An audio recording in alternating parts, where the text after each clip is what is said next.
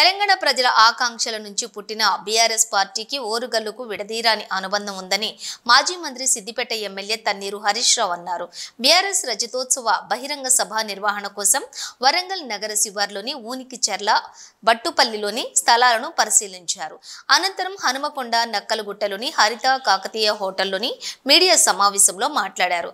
BRS party 25వ సంవత్సరంలోకి అడుగెడుతున్న సందర్భంగా April 27న వరంగల్లోని రజతోత్సవ సభ నిర్వహించాలని పార్టీ అధినేత కేసీఆర్ నిర్ణయించారన్నారు.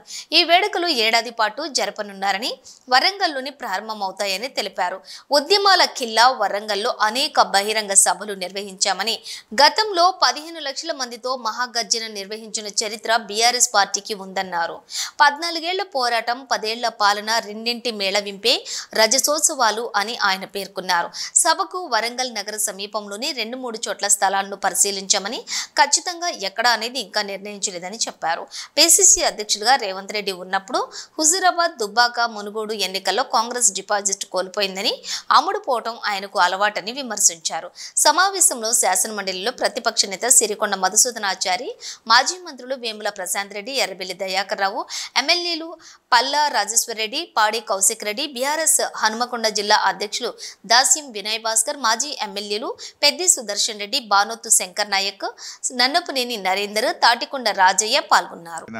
ఇబ్బంది కలిగిస్తే క్షమించాలని కోరుకుంటూ అందరికీ నమస్కారం.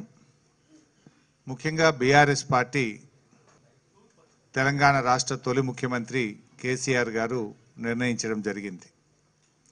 ఏప్రిల్ 27వ తేదీన వరంగల్లో మరి ఈ రజతోత్సవ సభను నిర్వహించాలని నిర్ణయించారు.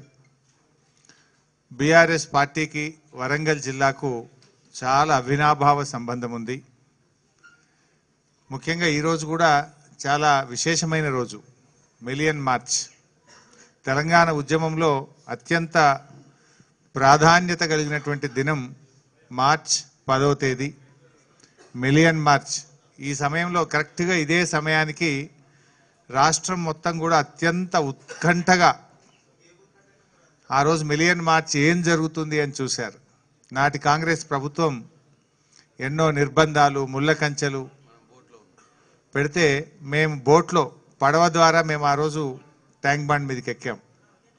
అలాంటి మిలియన్ మార్చ్ రోజు ఉద్యమాల కిల్లా ఈ వరంగల్ జిల్లాలో ఉండడం నాకు కూడా చాలా సంతోషాన్ని కలిగిస్తూ ఉంది. అయితే వరంగల్లో గతంలో కూడా చాలా భారీ బహిరంగ సభలు జరిపిన ఘనత వరంగల్ బీఆర్ఎస్ పార్టీకి ఉన్నది. వరంగల్ బీఆర్ఎస్ పార్టీ చాలా పటిష్టవంతమైన నాయకత్వం కలిగింది. ఎంతో సమర్థవంతమైనటువంటి నాయకులు ఉన్నారు. గతంలో 15 లక్షల మందితో కూడా మహాగర్జనను, ఎన్నో పెద్ద కార్యక్రమాలను వరంగల్ జిల్లాలో నిర్వహించినటువంటి చరిత్ర బీఆర్ఎస్ పార్టీకి ఉంది.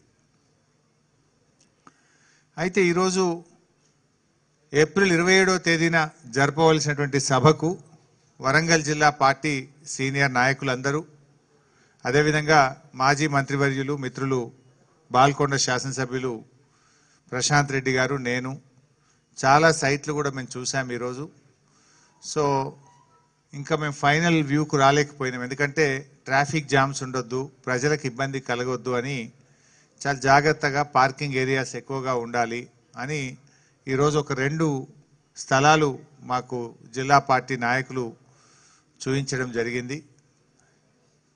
వాటిని కొంత ప్రాథమికంగా చూసాం, కానీ చీకటి అయిపోయింది. మళ్ళీ ఇంకొకసారి చూసి ఫైనల్గా స్థలాన్ని నిర్ణయించాలని డిసైడ్ చేసుకున్నాం.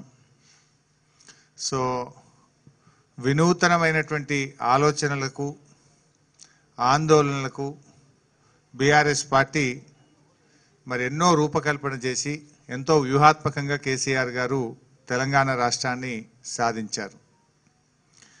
బీఆర్ఎస్ పార్టీ మీ అందరికీ కూడా తెలుసు, అది పుట్టడమే ఒక సామాజిక చారిత్రక అవసరాలను దృష్టిలో పెట్టుకొని ఆనాడు టీఆర్ఎస్ పార్టీ ఆవిర్భవించింది. ఎందుకంటే తెలంగాణ రాష్ట్రం ఏర్పడాల్సిన ఆవశ్యకత ఆ రోజు ఉండే. ఆనాటి ప్రభుత్వాలు కరెంటు బిల్లులు పెంచి తెలంగాణ రైతుల నడ్డి విరిచే ప్రయత్నం చేసినటువంటి నేపథ్యం ఉండే.